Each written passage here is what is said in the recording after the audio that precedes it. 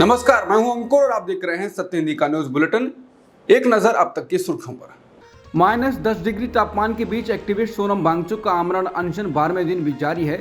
लद्दाख को पूर्ण राज्य का दर्जा संविधान की छठी सूची में शामिल कराने की मांग को लेकर वांगचुक ने 6 मार्च से आमरण अनशन शुरू किया है। हालांकि सरकार उनकी बात को अनसुना कर रही है और मीडिया भी इस खबर पर पर्दा डाले हुए है।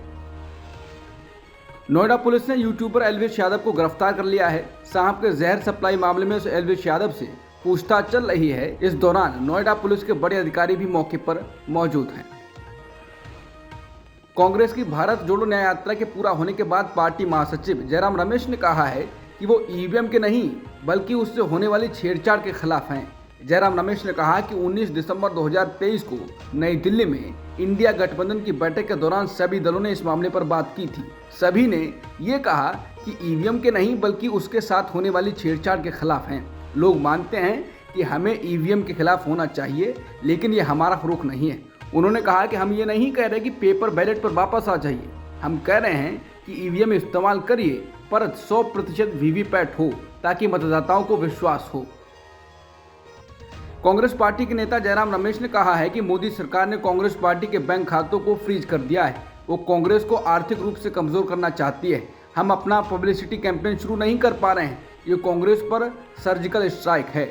खुद पैसे ले रहे हैं और हमारे अकाउंट फ्रीज कर रहे हैं। उन्होंने कहा कि सुप्रीम कोर्ट का दरवाजा हम खटखटाएंगे। लोकतंत्र ऐसे नहीं चल सकता। हम चुनाव कैसे लड़ेंगे अगर हमारे खाते बंद हैं तो। कांग्रेस नेता जयराम रमेश ने बताया है कि कांग्रेस पार्टी कब घोषणा पत्र जारी करेगी। उन्होंने कहा कि हमारी मैनिफेस्टो वर्किंग कमेटी की परसों बैठक होगी, उसके बाद हम अपने घोषणा पत्र को जारी करेंगे। ये सभी 25 गारंटियां हमारे घोषणा पत्र से ही आती हैं।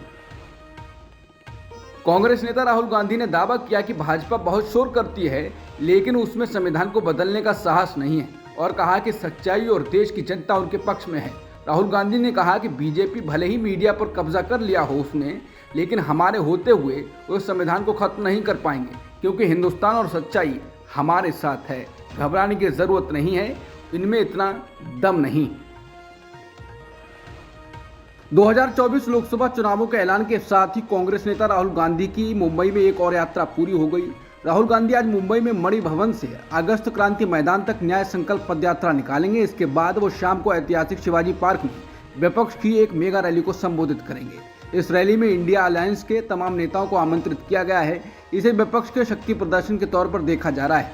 इस रैली में तमिलनाडु के मुख्यमंत्री एम.के. स्टालिन, समाजवादी पार्टी के अध्यक्ष अखिलेश यादव, राजद नेता तेजस्वी यादव, शिवसेना यूबीटी अध्यक्ष उद्धव ठाकरे, एनसीपी प्रमुख शरद पवार, झारखंड के मुख्यमंत्री चंपई सोरेन, पूर्व मुख्यमंत्री हेमंत सोरेन की पत्नी कल्पना सोरेन, आप नेता सौरभ भारद्वाज, भाकपा महासचिव दीपांकर भट्टाचार्य, नेशनल कॉन्फ्रेंस के नेता फारूक अब्दुल्ला जैसे नेता शामिल हो सकते हैं। राहुल गांधी ने महाराष्ट्र में कहा कि भारत जोड़ो यात्रा में लाखों लोग चले। यात्रा की ताकत मैं नहीं बल्कि वो लोग थे जो मेरे साथ चले। आज हिंदुस्तान में दो विचारधाराओं की लड़ाई है जिसमें हमें एकजुट होकर लड़ना है। हिंदुस्तान को केवल एक व्यक्ति के निर्णय पर नहीं बल्कि सभी को सुनकर उनके फैसले से चलाया जा सकता है। गुजरात विश्वविद्यालय में पढ़ने वाले अफ्रीका, अफगानिस्तान और उज्बेकिस्तान के अंतर्राष्ट्रीय छात्रों के साथ हॉस्टल में कथित तौर पर नमाज पढ़ने को लेकर मारपीट करने का मामला सामने आया है। इस घटना से जुड़े कई वीडियो सोशल मीडिया पर भी वायरल हैं। वीडियो में कुछ लोग पत्थरबाजी और वाहनों को तोड़ते हुए दिख रहे हैं। यूनिवर्सिटी हॉस्टल के ए ब्लॉक में युवकों के एक समूह ने छात्रों पर कथित रूप से पथराव किया। आरोप है कि उन लोगों ने जय श्री राम के नारे लगाए और साथ ही वाहनों को नुकसान पहुंचाया। इस दौरान 4 छात्र घायल हो गए। गुजरात यूनिवर्सिटी में पढ़ने वाले अफगानिस्तान के एक छात्र ने मीडिया से कहा कि ए ब्लॉक में हॉस्टल परिसर के अंदर 15 मुस्लिम छात्र नमाज पढ़ रहे थे। 3 लोग आए और नमाज ना पढ़ने को कहा। अपनी प्रार्थना पूरी करने के बाद जब छात्रों ने पूछा कि उन्हें नमाज से क्या परेशानी है, तो गुंडों ने उन्हें धार्मिक नारे लगाने के लिए कहा और चले गए। कुछ देर बाद वो कम से कम 200 से 250 लोगों के साथ वापस आए। उन पर पथराव किया। उनके पास चाकू थे, लाठियां थी, उन्हें पथराव किया। हमारी bike, laptop, phone, AC, sound system आदि तोड़ दिए। कई छात्र घायल हैं, लेकिन 5-6 छात्र अस्पताल में भर्ती हैं। 2 अफ्रीका से, 1 बांग्लादेश से, 1 श्रीलंका से, 1 छात्र उज्बेकिस्तान से और 1 अफगानिस्तान से। जब पूछा गया कि क्या उन्होंने पुलिस से शिकायत की, तो छात्र ने जवाब दिया, नहीं, हमने नहीं की। पुलिस पहले से यहाँ थी, उन्होंने गुंडों को जाने दिया, उन्होंने उन्हें रोका नहीं। शिकायत करने का क्या फ़ायदा, हम यहाँ सुरक्षित नहीं हैं। हम गुजरात विश्वविद्यालय से अनुरोध करते हैं कि हमें सुरक्षित स्थान पर भेजा जाए। गुजरात यूनिवर्सिटी में कथित तौर पर नमाज को लेकर विदेशी छात्रों से मारपीट करने के मामले में पुलिस का बयान सामने आया है। अहमदाबाद के पुलिस कमिश्नर GS मलिक ने मीडिया से कहा, यहाँ गुजरात यूनिवर्सिटी में करीब 300 विदेशी छात्र पढ़ते हैं, जिसमें ज़्यादातर अफ्रीका से हैं, कुछ अफगानिस्तान, श्रीलंका और बाकी देशों से भी हैं। इसके ए ब्लॉक में 75 विदेशी छात्र रहते हैं, जहां रात करीब 10:30 बजे वो बाहर नमाज पढ़ रहे थे। करीब 20 से 25 लोग आए। उन्होंने कहा कि आप यहाँ क्यों नमाज पढ़ रहे हैं, इसे तो मस्जिद में पढ़ना चाहिए। इसके बाद उनके बीच बहस और मारपीट हुई। उन्होंने बताया कि बाहर से जो लोग आए थे उन्होंने पत्थर फेंके, कमरों में तोड़फोड़ की। इसमें पुलिस ने तुरंत कार्रवाई की है। 100 नंबर पर पुलिस को 10:51 पर किसी ने फ़ोन किया और तुरंत 5 मिनट में यहाँ PCR वैन आ गई और आधे घंटे में लोकल पुलिस इंस्पेक्टर भी आ गए। FIR हमने 20 से 25 लोगों के खिलाफ तुरंत दर्ज कर ली और कुल हमारी 9 टीमें लगी हुई हैं। मलिक ने बताया कि जो भी लोग इसमें शामिल हैं उनके खिलाफ सख्त कार्रवाई की जाएगी और उन्हें गिरफ्तार किया जाएगा। उनके मुताबिक एक आदमी को आइडेंटिफाई कर लिया गया है और बाकी को जल्द कर लिया जाएगा। गुजरात यूनिवर्सिटी में नमाज पढ़ने को लेकर बवाल हुआ है। अब इस पूरी घटना पर AIMIM प्रमुख असदुद्दीन ओवैसी ने सवाल उठाए हैं। उन्होंने सोशल मीडिया प्लेटफॉर्म X पर लिखा, कितनी शर्म की बात है। आपकी भक्ति और धार्मिक नारे तभी सामने आते हैं जब मुसलमान शांति से अपने धर्म का पालन करते हैं। आप मुसलमानों को देखते ही गुस्से में आ जाते हैं। ये सामूहिक कट्टरवाद नहीं तो क्या है? ये नरेंद्र मोदी और अमित शाह का गृह राज्य है। क्या वो सख्त संदेश देने के लिए हस्तक्षेप करेंगे?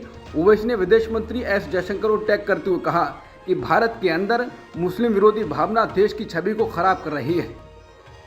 संजय राउत ने कहा है कि कांग्रेस नहीं होती तो देश को आज़ादी नहीं मिलती, कांग्रेस नहीं होती तो देश को नेतृत्व नहीं मिलता। पंडित नेहरू से लेकर मनमोहन सिंह तक, कांग्रेस नहीं होती तो पाकिस्तान के 2 टुकड़े नहीं होते, कांग्रेस नहीं होती तो ये देश अखंड नहीं रहता। ऐसी बहुत सी बातें हैं जो बीजेपी वालों को समझ से ऊपर हैं।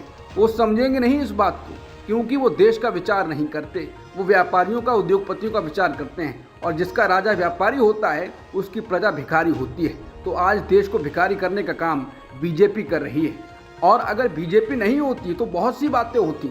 इस देश में दंगे नहीं होते, इस देश का रुपया मजबूत होता, देश की प्रतिष्ठा और बढ़ती, इस देश के ऊपर जो कर्ज है वो कम होता, इस देश से जो भाग गए हैं वो नहीं भागते, घोटाले नहीं होते। इंडिया टुडे के एक कार्यक्रम में PM मोदी ने शिरकत की। इस दौरान PM मोदी से कहा गया कि आप अभी से लोकसभा चुनाव 2029 की तैयारी कर रहे हैं। इस पर प्रधानमंत्री ने कहा कि आप 2029 पर अटक गए, मैं 2047 के लिए लगा हुआ हूँ। इंडिया ब्लॉक में विपक्षी दलों ने लोकसभा चुनाव की तारीखों का स्वागत किया है और कहा कि वो भाजपा से मुकाबला करने और उसे सत्ता से बेदखल करने के लिए तैयार हैं।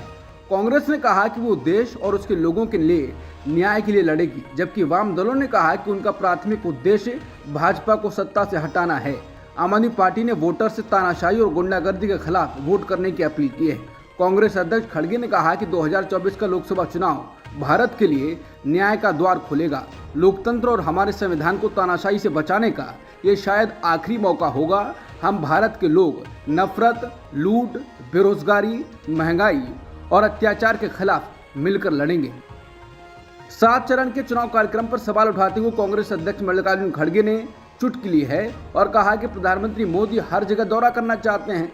उन्होंने कहा कि चुनाव 3 या 4 चरणों में पूरा हो सकते थे।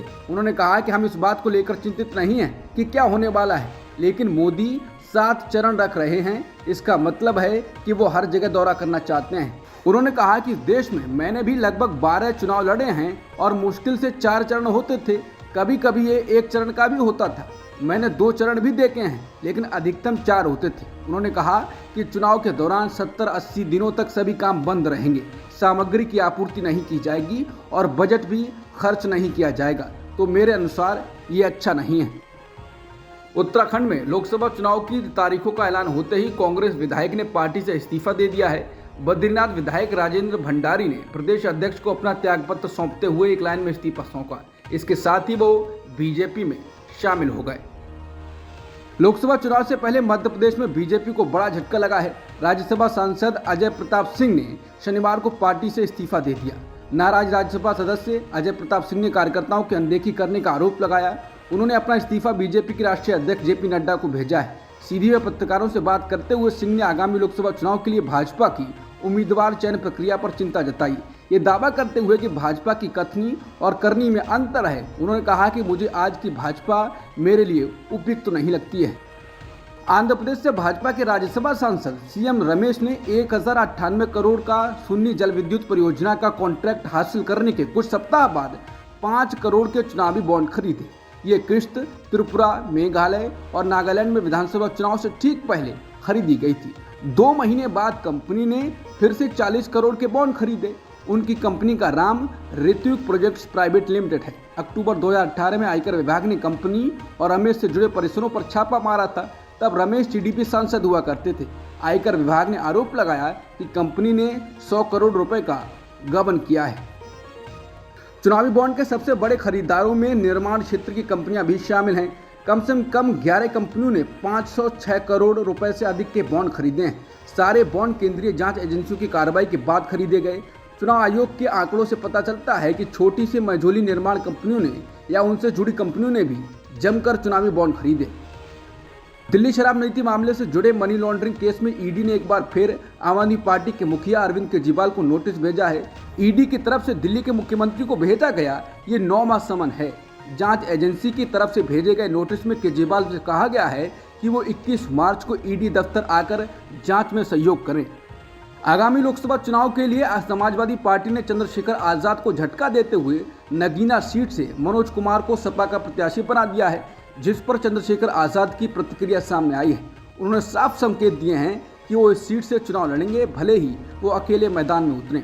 आजाद समाज पार्टी के मुखिया चंद्रशेखर आजाद लंबे समय से नगीना सीट से चुनाव लड़ने की तैयारी कर रहे थे। उन्होंने इसके साथ ही सपा का विरोध किया। उन्होंने कहा है कि समाजवादी पार्टी इतिहास के कूड़ेदान में चली जाएगी और इसका फैसला साबित करता है कि पार्टी द्वारा पिछड़ों, दलितों और माइनॉरिटी यूनिटी के नाम पर दलितों और मुसलमानों का शोषण किया जा रहा है। भीम आर्मी चीफ ने अपने समर्थकों से आम चुनाव में नोटा बटन दबाकर सपा का विरोध करने को कहा है। नागपुर में राष्ट्रीय स्वयंसेवक संघ की अखिल भारतीय प्रतिनिधि सभा ने रविवार को सरकार्यवाह पद के लिए दत्तात्रेय होसबोले को फिर से चुन लिया है। होसबोले 2021 से सरकार्यवाह के रूप में कार्यरत हैं। आरएसएस ने एक्स पर यह सूचना देते हुए कहा कि उन्हें 2024 से 2027 की अवधि के लिए इस पद पर फिर से चुना गया है। पश्चिम बंगाल के संदेश खाली में ईडी की टीम पर हुए हमले में सीबीआई ने इस मामले के मुख्य अभियुक्त और टीएमसी के निलंबित नेता शाहजहां शेख के भाई शेख आलमगीर और 2 लोगों को गिरफ्तार किया है। गिरफ्तार किए गए अन्य 2 लोग मफजुर मुल्ला और सिराजुल मुल्ला हैं। समाचार एजेंसी पीटीआई ने बताया कि इन तीनों लोगों को रविवार को जज के सामने पेश किया जाएगा। देवी लक्ष्मी पर आपत्तिजनक टिप्पणी करने पर पूर्व मंत्री स्वामी प्रसाद मौर्य की मुश्किलें बढ़ती नजर आ रही हैं। लखनऊ के एक विशेष एमपी एमएलए कोर्ट ने शनिवार को वजीरगंज पुलिस स्टेशन को मौर्य के खिलाफ केस दर्ज करने का आदेश दिया है। कोर्ट ने वजीरगंज थाना प्रभारी को सुसंगत धाराओं में मुकदमा दर्ज कर 7 दिनों के अंदर एफआईआर की कॉपी कोर्ट में भेजने के लिए कहा है। स्वामी प्रसाद मौर्य पर देवी लक्ष्मी पर टिप्पणी कर हिंदू भावना को आहत करने का आरोप है। सऊदी अरब के क्राउन प्रिंस मोहम्मद बिन सलमान ने शनिवार को पाकिस्तान के नए प्रधानमंत्री शहबाज शरीफ को पूर्ण समर्थन देने का भरोसा दिया है। पिछले कुछ सालों से आर्थिक तंगी से जूझ रहे पाकिस्तान को आर्थिक मदद की बहुत ज़रूरत है। ऐसे में सऊदी अरब का यह भरोसा बहुत अहम है। विदेशी मुद्रा की कमी से जूझ रहे पाकिस्तान की मदद करने के लिए सऊदी अरब ने $3 अरब का फंड वहां के बैंकों में रखा है। उसने कई दूसरे तरीकों से भी पाकिस्तान की मदद की है। रेडियो पाकिस्तान के अनुसार क्राउन प्रिंस ने प्रधानमंत्री शरीफ को फोन करके बधाई दी और कहा कि दोनों देशों के बीच भाईचारा है। दिवंगत पंजाबी सिंगर सिद्धू मूसेवाला के घर फिर से किलकारियां गूंजी हैं। सिंगर के निधन के 2 साल बीत गए हैं। इन 2 सालों के बाद सिद्धू मूसेवाला का घर फिर से खिल उठा है। दिवंगत सिंगर की मां चरण कौर ने बेटे को जन्म दिया है। सिंगर के पिता बलकौर सिद्धू ने इस बात की जानकारी सोशल मीडिया के जरिए दी है। बलकौर ने अपने इंस्टाग्राम पर न्यू बॉर्न बेबी के साथ एक तस्वीर शेयर की। अब तक की सुर्खियों में इतना ही। बाकी खबरों के लिए बने रहिए सत्यहिंदी.com के साथ।